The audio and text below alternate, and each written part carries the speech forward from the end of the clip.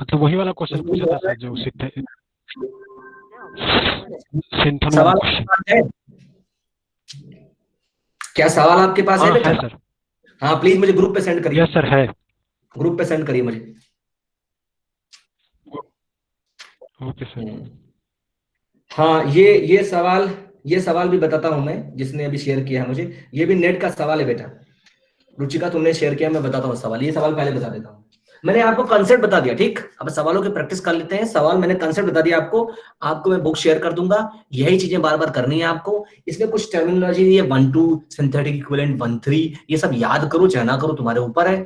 तुमको केवल समझना पड़ेगा बस कि सिंथेटिक इक्विवेलेंट कैसे डिस्कवर किया है, बस। शेयर कर दो बेटा सवाल। मैं तब तक ये सवाल बता रहा हूँ रुचिका का। एसाइल एनाइन इक्विवेलेंट ये पूछता हूं। एसाइल एनाइन इक्विवेलेंट, ये नेट के पेपर का सवाल है। ऑफ अमंग द, ये भी गेट का सवाल है, गेट में भी है नेट में भी है सवाल। Among the following P2S,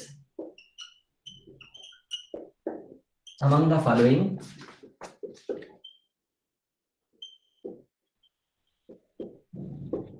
P2S। देखिए ये एक ऐसा टॉपिक है जो समुद्र है। मैं इसको पूरे साल पढ़ाता रहूं, खबर खत्म नहीं होगा। और इसमें खास खास चीजें मैंने बता दी हैं, प्रैक्टिस आपको करना है। ऐसा करेंगे तो आप बस, वो टॉपिक में इतनी चीजें इंपॉर्टेंट है। और बस टारगेट मॉलिक्यूल होगा, करेक्ट डिस्कनेक्शन बॉन्ड होगा, करेक्ट सिंथान होगा, करेक्ट सिंथेटिक होगा, बस ये सब चीजें बनेंगी। चलिए इसमें मैं आपको ले रहा हूं। इसमें पहला P दिया हुआ है, P दिया हुआ है भैया, RHO, ये दिया हुआ है पहला। Q Q Q Q दिया हुआ है, ये दिया हुआ है। RH बिल्कुल ये दिया हुआ है। इसके अलावा इसमें कोई टारगेट मॉलिक्यूल नहीं दिया, ठीक। सुनिएगा थोड़ा इसका मतलब, अभी टारगेट मॉलिक्यूल नहीं दिया इसने। OTMS दिया हुआ है, जैसे लिखा है पहले मैं वैसे लिख देता हूँ सवाल। और S दिया, इसके बाद R के बाद S दिया हुआ है। S का कौन सा दिया हुआ है? तो S कहाँ लिख लूं मैं? S यहाँ लिख लेता हूँ, RCOCl, ये S है। सवाल आपसे पूछ रहा है, पहला ऑप्शन दिया, इसमें पूछ रहा है कि डाइसाइल एनाइन इक्विवेलेंट, ये पूछ रहा है। सवाल ये है, 4 दिए हैं सबस्ट्रेट PQRS। ऑप्शन दिया है पहला PNQ। आपके पास ऑप्शन है ना, ऑप्शन फिर भी लिख देता हूं, BQNR, CNS एंड DQNS। सुनिए ध्यान से, मैं कह रहा हूं acyl A9 equivalent. What is acyl A9? भैया एसाइल एनाइन का मतलब होता है एसाइल कैटायन। एसाइल एनाइन का मतलब होता है एसाइल कैटायन। एसाइल एनाइन लिखा हुआ बेटा, एसाइल एनाइन का मतलब कैटायन नहीं है। एसाइल एनाइन का मतलब ये है एसाइल एनाइन। एसाइल एनाइन का मतलब जो मैंने अभी आपको बना के दिखाया था वही एसाइल एनाइन था। मुझे आंसर बताओ, तुम लोग बता दोगे तुरंत आंसर, टाइम नहीं लगेगा भाई। एसाइल एनाइन तुम केवल इसमें अंकुरण जिस पे करा सकते हो वही एसाइल एनाइन हो। मैं तुमको बता दिया इसका भी आंसर। इसका आंसर Q होगा, R होगा।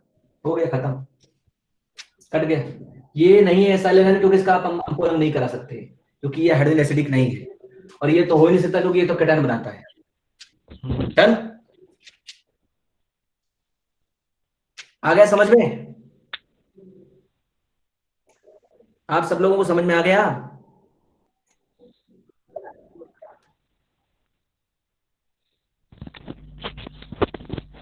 सर P और R में क्या बोले सर, एक बार फिर से बोल दीजिए। अरे पी में अंकुरण करा सकते हो। हाँ सर। कहाँ करा सकते हो? ऑक्सीजन तो एसिडिक नहीं नहीं सर, नहीं करा, है, नहीं करा तो सकते नहीं सर, करा सकते तो कट गया, नहीं करा नहीं है सकते। वो। और आर में अभी भी समझाया मैंने, अभी भी साइनाइड लिया था, साइनाइड से अंकुरण नहीं हो रहा था, हाँ सर, यस हो गया, हो नहीं गया। हो रहा था। अभी भी समझाया भाई, यस सर, हो रहा था। तो अभी भी जो समझाया वही यस लिया, सर, यस सर। बस हो गया खत्म। और ये तो कट गया, नहीं तो साइन कैटायन है, ओके। एनायन एनायन कहाँ है? इस एनायन कहाँ बनेगा? Cl हटाओगे तो पॉजिटिव चार्ज आएगा ना भाई। Yes Ankita sir. समझ में आ गया बेटा? रुचिका समझ में आया बेटा? ये सवाल गेट के पेपर का सर है। आ गया।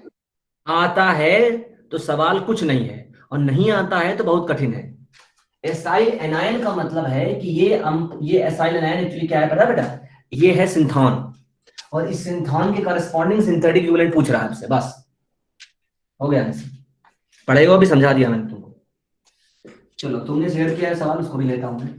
और जिनके पास सवाल हो भेज दे भाई, अगर किसी को ऐसे सवाल और कहीं हो तो भेज दे, क्योंकि मुझे तो देखना ही है, नहीं तो फिर मैं किसी नेक्स्ट क्लास में आपको करा दूंगा, वो बात नहीं है, क्योंकि ढूंढना है। आप क्या करिएगा, मैं आप सभी लोगों को बोल रहा हूँ, आप ढूंढ लीजिएगा सवाल, प्रैक्टिस आपको करना है अभी।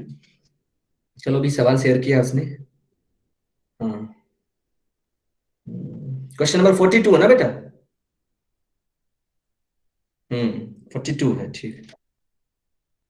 हाँ यस सर, ये 42। हिंदी में भी है क्या? ये बड़ा कठिन, हिंदी में है क्या रे? सर इंग्लिश में है, इंग्लिश में भी है, नीचे वाला हाँ 42। ठीक ठीक, सही है सही। The synthetic equivalent of the given synthon, question number 42 है। 42 है, ये इस बार के पेपर का है, जून, ये जो दिसंबर में हुआ था। हाँ सर, इस बार का पेपर का है। हाँ हाँ ठीक है, मतलब जून जून 20 का सवाल है। हाँ नवंबर में, नवंबर। हाँ वही नवंबर ले लो, हाँ सर। जून 20 ही है, नवंबर 20 ले लो, चलो ये सही आ रहा है ना?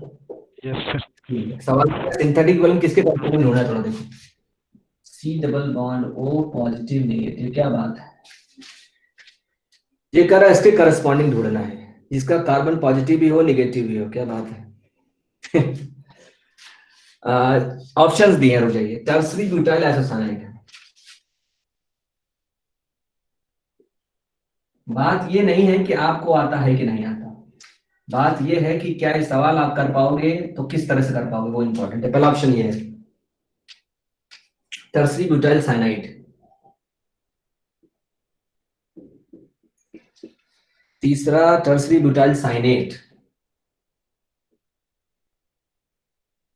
साइनेट का मतलब CnO, टर्सरी ब्यूटाइल आइसोसाइनेट।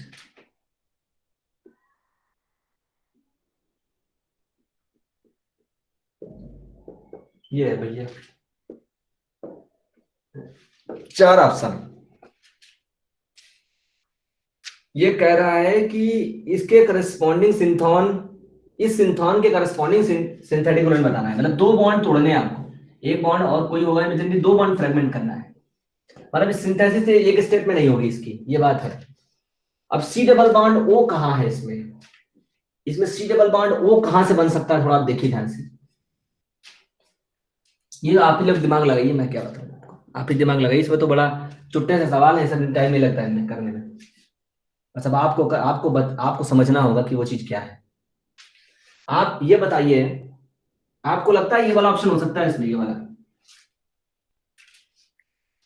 है? हाँ देखो, इसमें ये हो ही नहीं सकता किसी तरह से बेटा, इसमें सी डबल बॉन्ड ओ कैसे बनाओगे, ये तो कट गया ना, सी डबल बॉन्ड ओ कैसे बनाओगे, सी डबल बॉन्ड ओ होना चाहिए, इसमें वही ऑप्शन सही होगा इसमें सी डबल बॉन्ड हो, इसमें वही बॉन्ड सही होगा, वही आंसर सही होगा, इसमें सी डबल बॉन्ड हो। तुम आराम से इसका आंसर बता दोगे आप सभी लोग, आपके पास आंसर की हो उससे कोई फर्क नहीं पड़ता, टर्सरी ब्यूटाइल आइसोसाइनेट बोल रहे हो, ठीक है।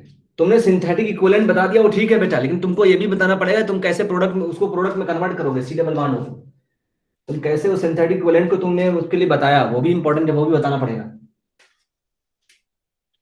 सी डबल बॉन्ड वाले लेने हैं भाई, ये तो नहीं हो सकता, ये वाला कैसे करोगे भाई, इसको सी डबल बॉन्ड में चेंज कैसे करोगे, हो सकता है कि ये वाला सी डबल बॉन्ड में चेंज, क्योंकि टर्सरी ब्यूटाइल तो एक हो गया, उससे तुमको क्या मिलेगा वो मैं देख लूंगा, लेकिन ये सी डबल बॉन्ड में चेंज नहीं होगा, पक्की बात है, ये सी डबल बॉन्ड में चेंज नहीं होगा, ये कट गया, इससे कोई मतलब नहीं, पहला तो कट गया, पहला कट गया।